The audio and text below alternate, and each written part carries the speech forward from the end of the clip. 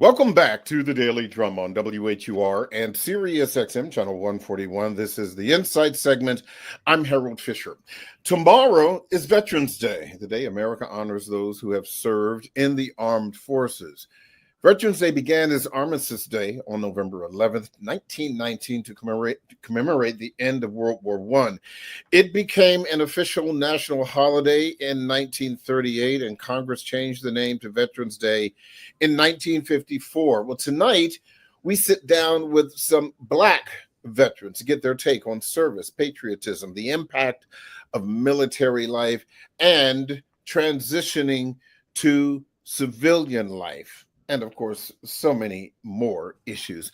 My guests are Lenora Ivy, retired Army Lieutenant Colonel who retired after 22 years of service. Jerome Williams, retired Air Force Colonel with 25 years of service. And Kima Scott, retired Navy Chief Petty Officer who retired after 20 years of service. Thank you all so much for joining this conversation, and thank you so much for your service.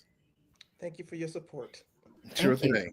Yeah. Let me start with you, Kima. You're the youngest one in this collection of veterans.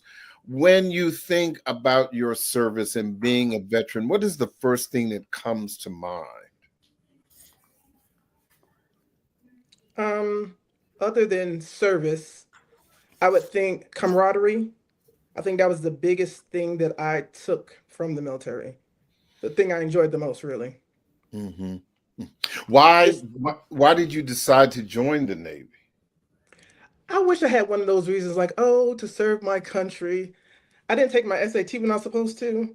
And I knew my mother would be expecting something after high school graduation. So I said, let me call the recruiters. It wasn't, It was never anything real patriotic. It wasn't even about having school paid for. I knew I needed to leave home. Mm-hmm. Mm-hmm. And that is not an uncommon thing.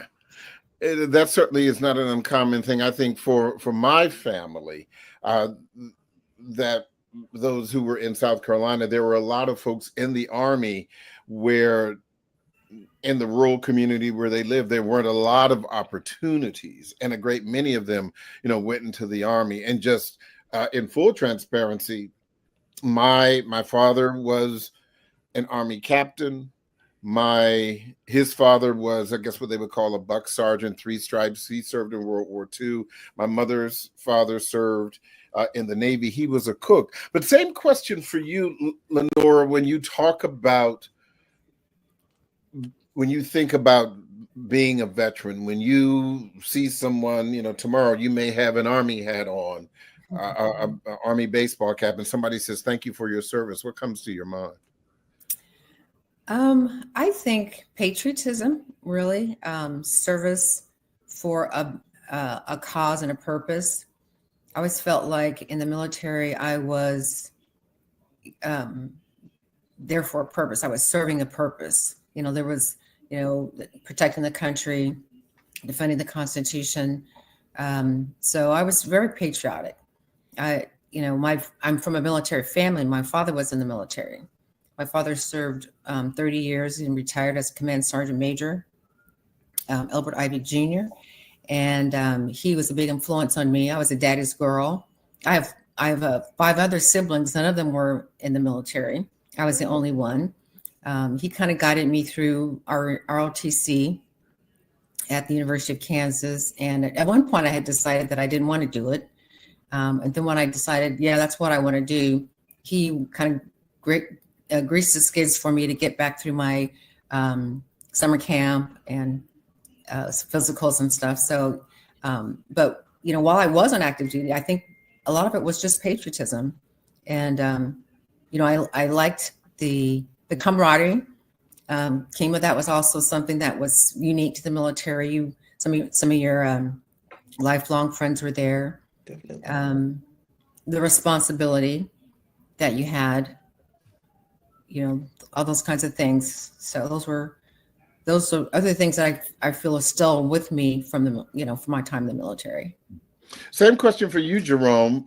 Why did you choose a military career instead of doing something else? I have to say, a military career just happened. Mm-hmm. Plan was, graduate from college, do 4 years in the military, get a master's degree, get out, make lots of money. I think, like everyone said, sense of purpose, patriotism kept me involved. And then there's a sense of, doing something bigger than yourself. So everyone in the military is responsible for, even though if you're a cook or you're an aircraft mechanic, you're some part of the wheel, the cog of national defense and defense of this country and the American way of life. And that's a big sense of purpose. Getting back to what Kim said, you can't underestimate how, when I was on missile crew in F.E. Warren in Cheyenne, Wyoming, and we would do start treaty negotiations, and the Russians would come in and do their thing, and they would be amazed that in our fields right now, as we speak, there are 18, 19-year-olds. They're the ones that do the maintenance on a weapon that can end civilization as we know it. And in other countries, that just doesn't happen. We have such a professional military corps, and that just keeps you involved. Be part of that. Mm-hmm. Kima, when you spent some 20 years, in the Navy. What is the thing that was most impactful? Because as you said, this was just something that it just kind of happened. But at some point, I'm sure that upon, enlisting in the Navy, you realize, and I don't mean, the physical part, but this is a serious thing. This is going to impact my life. I think once children became involved, I think it made more sense because I felt like I was setting a foundation for them. When it was just me, I was 18, 19, 20. I'm like, okay, it's a job that I have to do. I signed up, I have to do this. But once my children became involved, I wanted them to have something to be proud of when it came to their mother. Like, I'm not just in the military, I'm doing things that are impactful in the military. And just like you were saying, Colonel Williams, it's about, there's a mission, and we all have, even from the person who's swabbing the deck, chipping paint, it's all a part of maintaining the ship, it's maintaining a vessel that is going out to do big things. So just knowing that at one point that I'm doing something that is helping to defend my country, I think that's what made it really impactful. And of course, the people that you work for, the people that you work with, knowing that these people have your back, no matter what, whether you like each other, no matter your color, they have your back, no matter what. I think that was very impactful. Mm-hmm. Speaking of color, Lenora, you were old enough to know, the history of American military service. You are a Black woman. I know my grandfather used to talk about issues of discrimination, prejudice when he was in the Army. After he came back, I didn't know him when he was there, but after he came back, and my father talked about it for many, many years. What, if any, kind of issue regarding prejudice or discrimination did you encounter, and how did you handle it? Well, I think the first thing is you got a couple of things you're dealing with as a young officer, respect from NCOs, and then being a female, that's another ding, right? So don't be a double. you have to demand your respect as a young officer, and you have to prove yourself.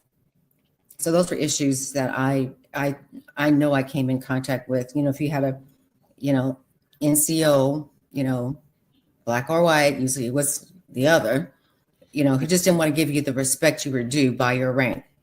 I mean, I was no chump. I knew what I was doing, right? I did have a father that was an NCO. So I knew you had to listen to NCOs, and I could tell a good NCO a mile away, because I've been brought up by one, so I knew what their job was. I'd been to school. I understood what they were doing. I knew what I was supposed to be doing. As I got older, as I was in mid-career major, it was a lot easier to kind of wield your authority, because you were just in positions where you were in charge. So, but yeah, at the same time, they want to test you. Staff meetings as an executive officer, some of the captains were like, well, this is way too much or whatever. But I usually had a good, battalion commanders that were pretty supportive. But yeah, your junior officers and sometimes your senior NCOs were, whether you're a woman and then Black, were a challenge, and you just kind of dealt with them professionally.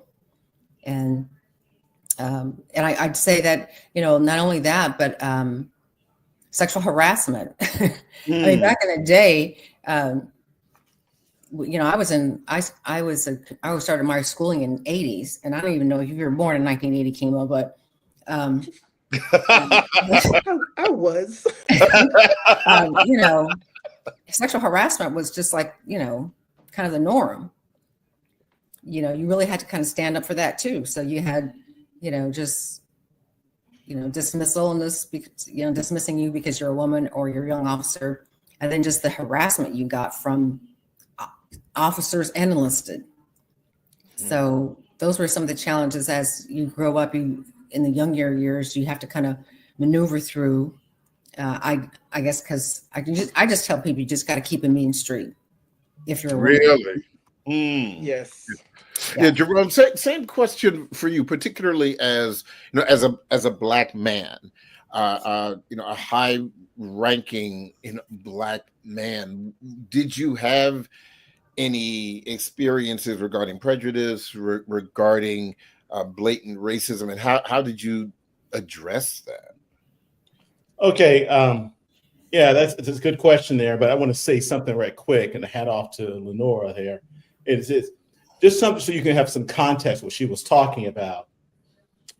And in 2000, only 4% of the veteran population were women.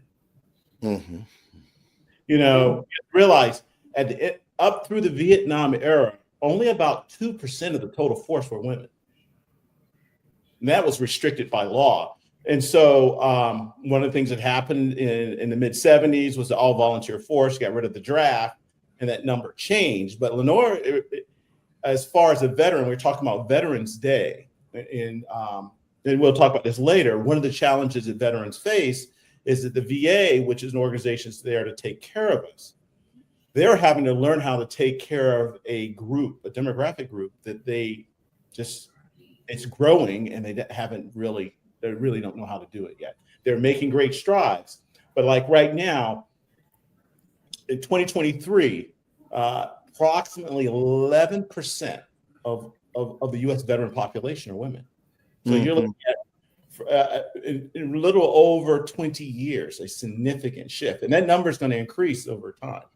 So as we see a lot of the conversation about women in the military, women in combat, everything else, do realize that women make up a significant part of the military, and that's only going to increase in the future. As far as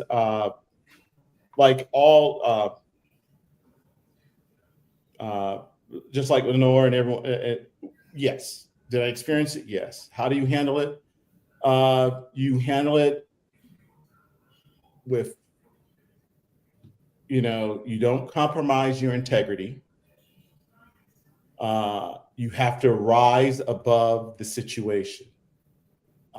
You have to understand that sometimes it's just plain ignorance. People we like to think it's different, but guess what? The military is made up of people from America. So all the good and the bad of America is in the military. It's just Jerome, that, hold that point. Don't forget what you need to say. I'm going to take a quick break. We want to remind you that you can hear this and every edition of the Daily Drum Insight segment via podcasts on WHUR.com. The Original Quiet Storm with Raheem Devon is coming up next on WHUR-FM. This conversation continues on Sirius XM Channel 141 in just a few seconds. Welcome back to the Daily Drum on Sirius XM Channel 141. I'm Harold Fisher. We continue our conversation with Black military veterans as we prepare to celebrate and honor their service tomorrow on Veterans Day. My guests are Jerome Williams, a retired Air Force colonel with 25 years of service, Kima Scott, a retired Navy Chief Petty Officer, retired after 20 years of service, and Lenora Ivy, a retired Army Lieutenant Colonel who retired after 22 years of service. Before the break, Jerome, you were talking about how you addressed prejudice and racism while you were serving. Go ahead and finish your point. well, I was going to say is say that, you know, we don't want to think about it, but the military is made up of snapshots of America. So you have the good elements and you have the bad elements. The great thing about the military is that they have a lot of rules and processes in place to eliminate that bad element. And there's also a lot of programs in place to train people and to help them to understand what they're doing is wrong and then to move them to a better place. For instance, Lenora mentioned sexual harassment. Let's just be clear, this country in the past, coming out of there was not a lot of education on it. I mean, I remember as a kid seeing, the Farrah Fawcett movie, The Burning Bed. That was phenomenal, upsetting, and transformative in America. Why? Because no one talked about it. Right. It occurred. And so, but the military has been very good at having programs to educate and when they bring young soldiers, sailors, airmen, Marines, and Coast Guardians, what you may have seen or heard where you came from is not acceptable. And those who can't abide are transitioned out of the military. Mm-hmm. Came up, one of the things that I remember even all the way back in high school when military recruiters used to come to my high school in Maryland, in Prince George's County, a lot of them would talk about, look, you can see the world. This will change you. You have done extensive traveling in your military service, but even post-military service. But as it relates to your service in the Navy, how do you believe that your service changed you? Changed me. Mm-hmm. Definitely with traveling to different countries. So you see different cultures and you realize that the American way is not the only way. It's not the best way. It's a way. And being able to meet new people and learn from their life experiences, it definitely opens your mind, gives you a different point of view, which are things that you need to excel in life in general. And also piggybacking off of what Colonel Williams saying, what it comes with, and not really to get back on the prejudice thing, but you have people who came into the military who had never been around Black people before. And that's something that people have to learn. So just traveling in general, meeting people from different cultural backgrounds, being in the military period, meeting people from different cultural backgrounds, it helps you just to look at things with a different point of view and not be so narrow-minded. Because that's what a lot of people are, narrow-minded. Yeah, they're provincial. They know where they're from and not much else. Yes. What can you think of an example or a place that was probably most impactful to you during your service? I would say Afghanistan. Just knowing how hard they had it, like how their government was treating them, the way that they were living. We were there to help bring some type of order there. You don't realize what you have until you see people who don't have. And another place really was Djibouti. I was shocked when I went to Djibouti. I was shocked by the poverty, the filth that was there. Like we really take a lot of things for granted. A soft bed, we take a lot of things for granted, and just seeing those things and being able to talk to the people from those countries, and just hearing how they're thankful that we're there and how we're helping them. That stuff was very impactful. Still, just I still think about those things to today. What about you, Lenora? What place or experience do you think has been most impactful in your military service, and how do you believe it changed you? Well, I grew up as a military brat, so we just popped all over the place. So I was pretty used to inserting myself into situations and kind of rolling with the punches, right? So, I mean, pretty much.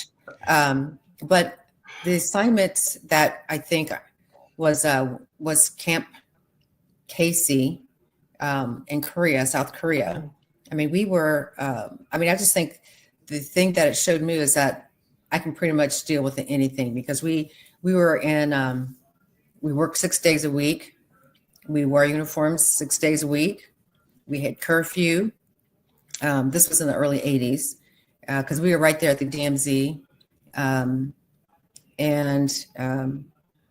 Being so far away from home, I was never really used to that, because as a military family, you're one unit, pretty much, your parents. And we saw our cousins, but just rarely, maybe every 2 or 3 years.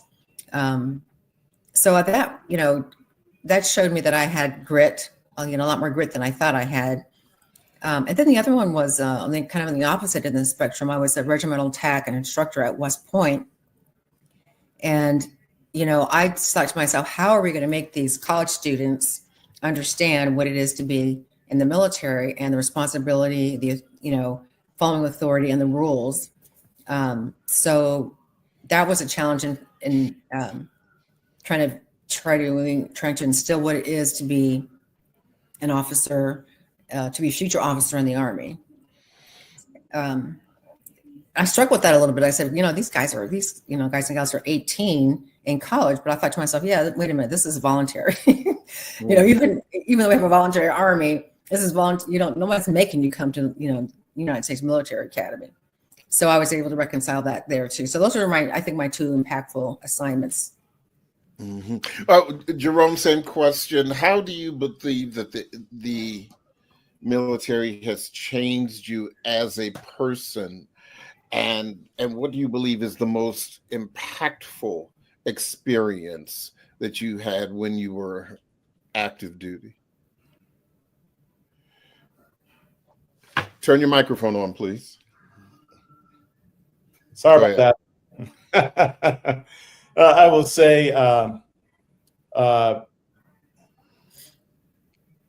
think I echo what everyone else has said. It gives you, the military gave me a worldview. Not only just looking at countries, but it also gave you a worldview at just engaging with people. Even within the United States, we're a big country. If you're in Florida, there's a different engagement style you need than someone up in Minot, North Dakota.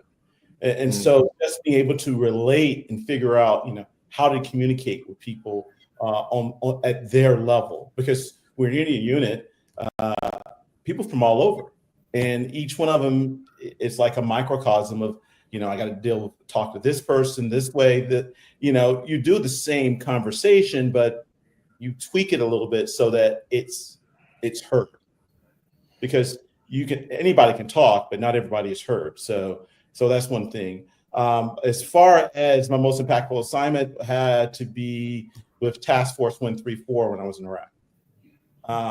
And like Kima said, and what Lenora, when you're in those type of environments, pretty much you work, you eat, you sleep, you work, and you work in some kind of way.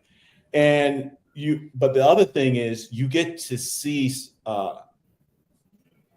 other people, and you get to see how blessed you are to be an American. I mean, the things we, as an American, our poor in America is rich by other country standards. And and so that's an interesting thing to see.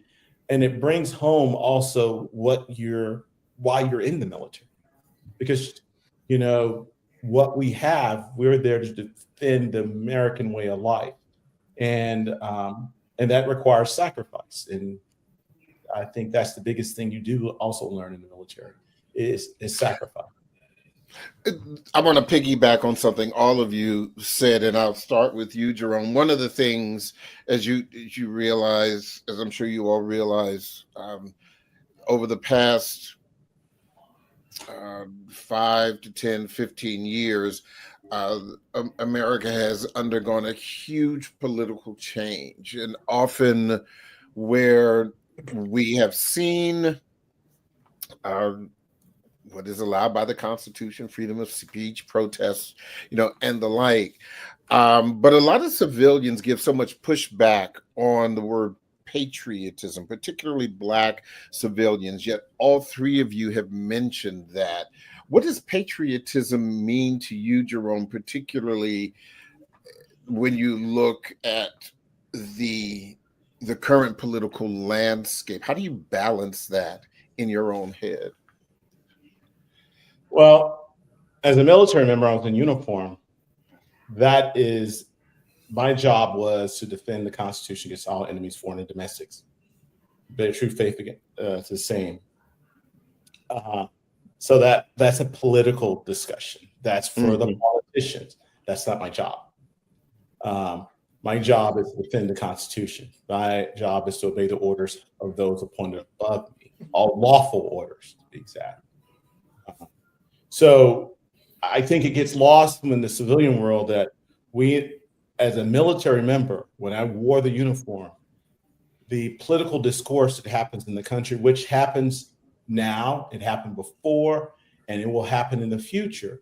A member in uniform does not participate because we have civilian control of the military.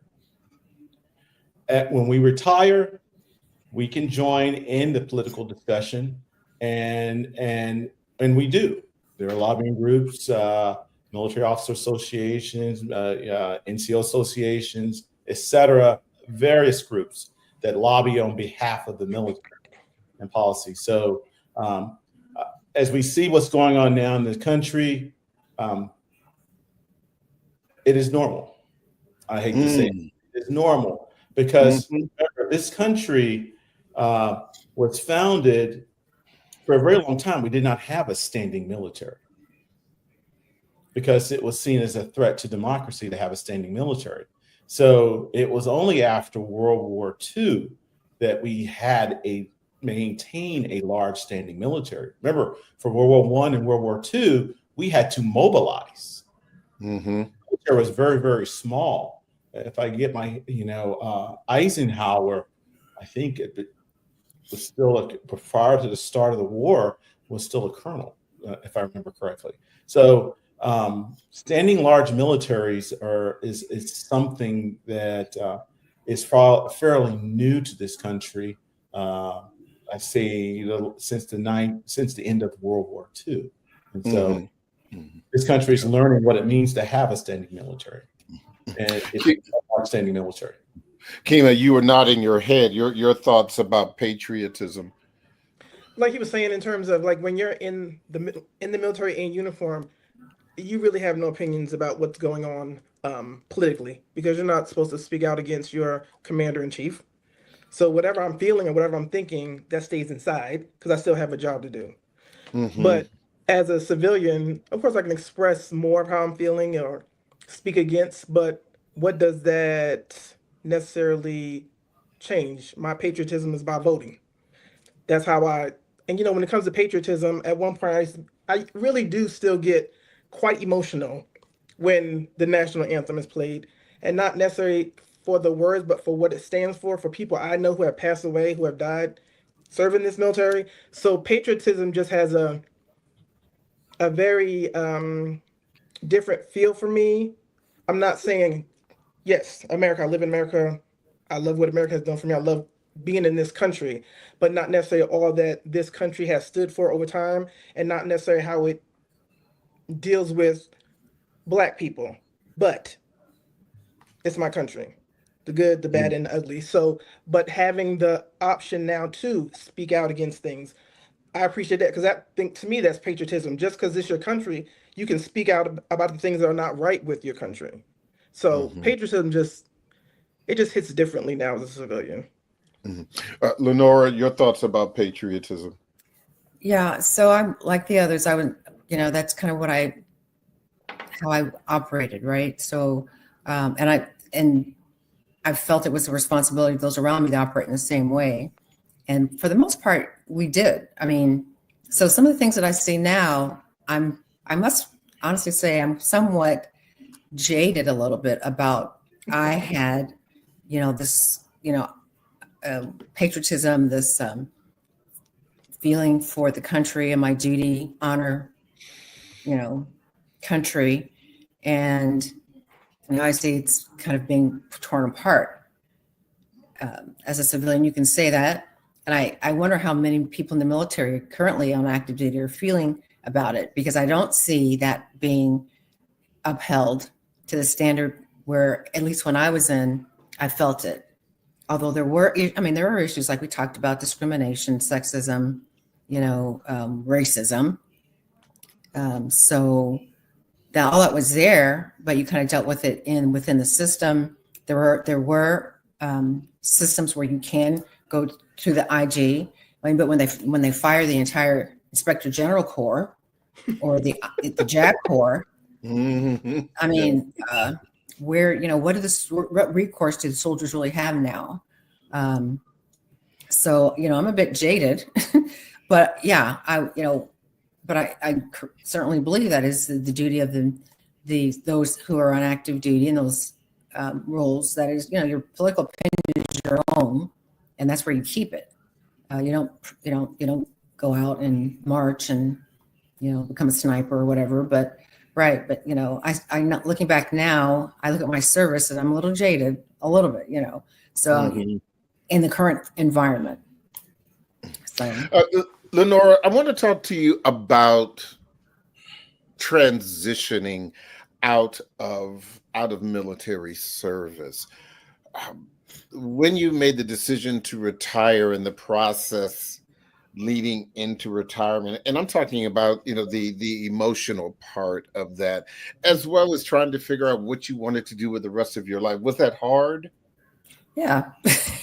Yes, it was. In the military, it's almost like you have a specialty or area of it, your specialty or whatever they want to call it, but they may put you in a completely different job. So you may not know I was a military intelligence officer, but if they wanted me to act as an executive officer or an S3. I know military intelligence, but I may not necessarily have known exactly how to act as an S3 or an executive officer. You kind of learn those things along the way. You learn, they put you in a position and you just figure it out pretty much in the military. You may get some training and you may not. And I was an IG and I did go to school for an IG, but, so there are some schools where you do get specific training. But when it's time to transition, you're saying, okay, so how do these skills transfer into the civilian world? Most people told me you're going to get your PMP and be a project manager, or just come back and work in the government. Mm-hmm. One of my friends were saying, just come back and work within the government. I mean, go to DC, and there was plenty of opportunity to do that. However, I decided I wanted to make a cut, a total different. I wanted to go find something new to do. And I did. I went into corporate America for 22 years.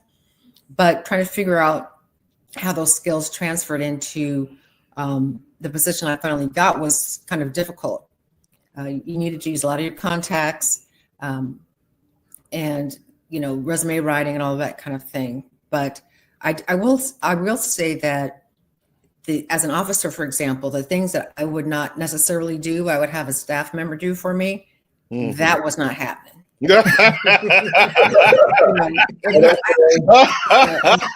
needed a copy. I had to go make that copy myself. If I needed somebody to file my travel, that here, file my travel. No, that's something I had to do. So that was a little different. And I worried about not having a particular cause to be tied to. I worried about that. What's the real purpose of the job that I'm currently doing? And am I going to feel the same way about that as I am in the military? I didn't initially, but since I was in the healthcare field, like finally transitioned to where I was in healthcare IT, apply a purpose and cause to what I was doing. So that took a little while. Yeah. Well, what about you, Jerome? Was it difficult to make the transition, not only emotionally, but also trying to figure out what am I going to do now? Yes, it was. And I will say it is probably the first year from separating from active duty is the hardest for any service member at any rank. Lenore and I were officers, it might be a little easier.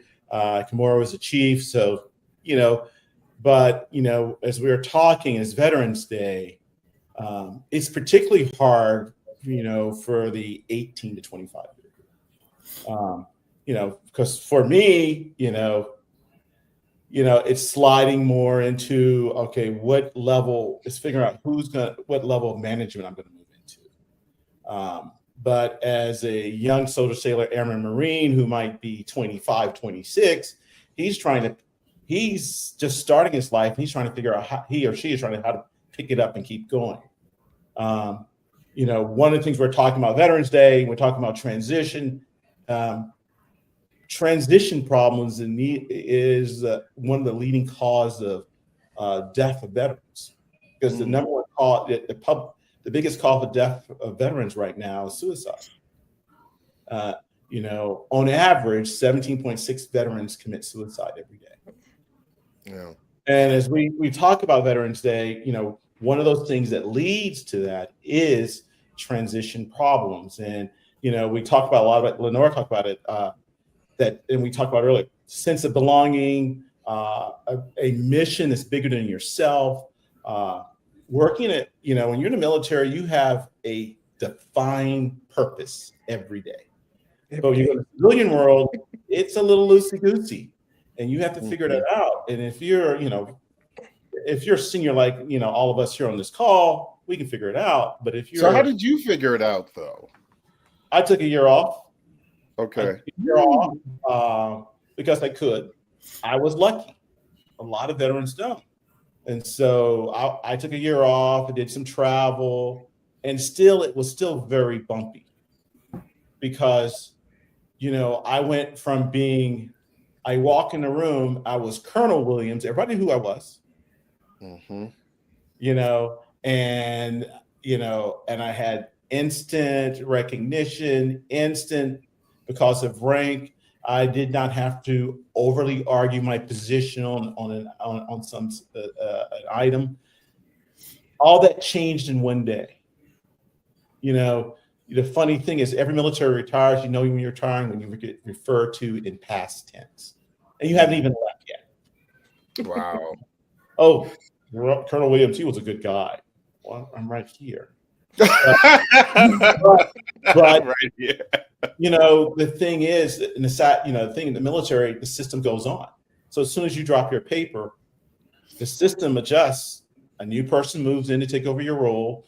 You do that left seat, right seat. It doesn't mean that you're not part of the brotherhood. You're just part of the history now. And so that's a big thing. But as far as transition, I think every veteran struggles that first year. We often take jobs that we're either underemployed in, or we take it because we feel that we don't have a choice.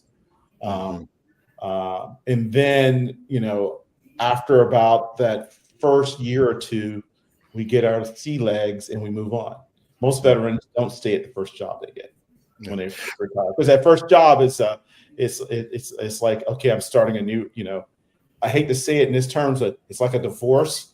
And that's the first date you go off on right after the divorce. And you're going to make it work until you realize, no, this was a bad choice. And then and those often those first dates are terrible. Let's. I only have a few minutes left, and I'll start with you, Kima.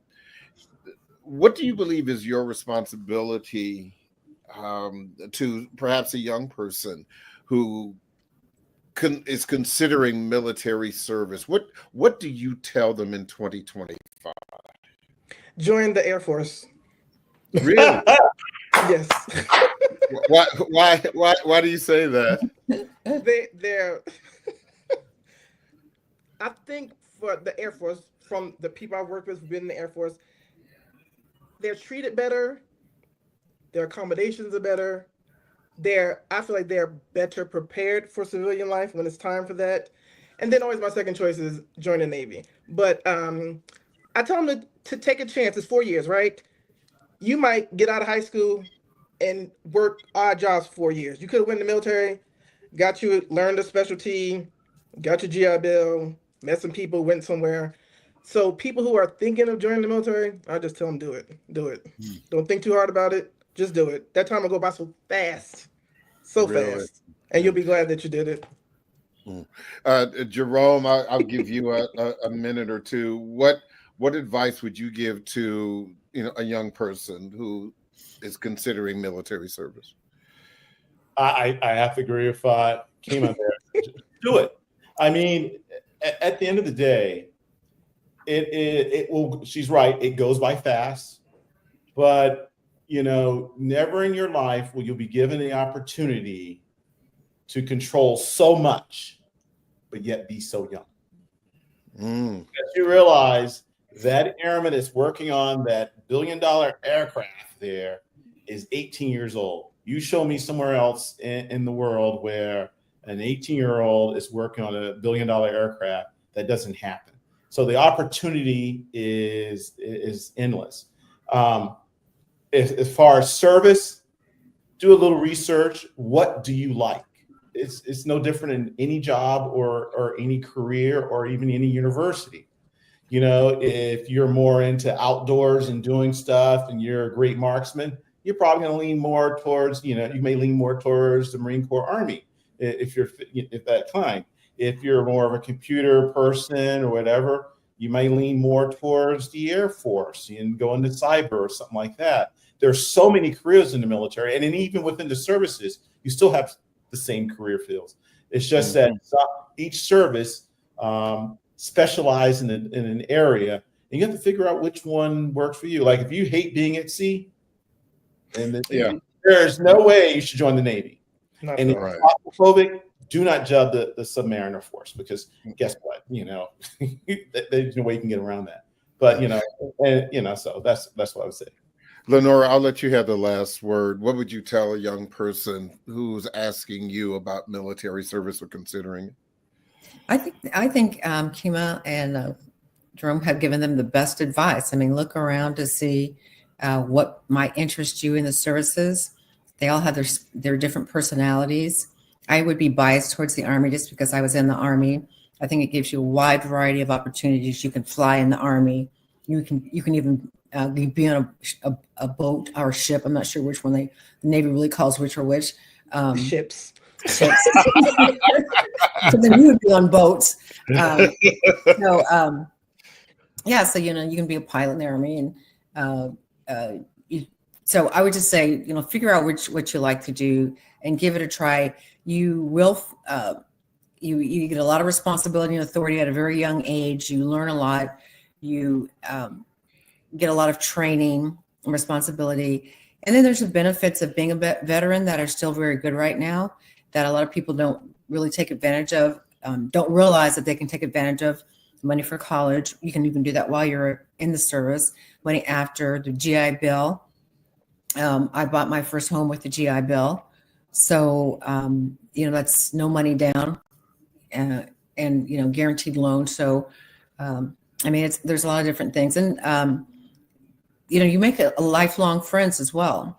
I have, Yeah. I have some very lifelong friends, and it's a service. It's a community within a community, and even within the services. You see an Army guy, you kind of want to walk up and say, "Hey, where have you served?" Or, what branch were you in?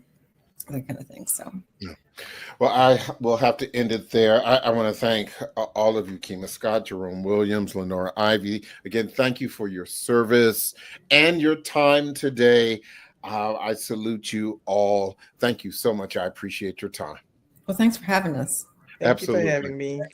It's nice meeting you. That is the Daily Nice meeting Drum you for too. this Monday, November 10th. I'm Harold Fisher.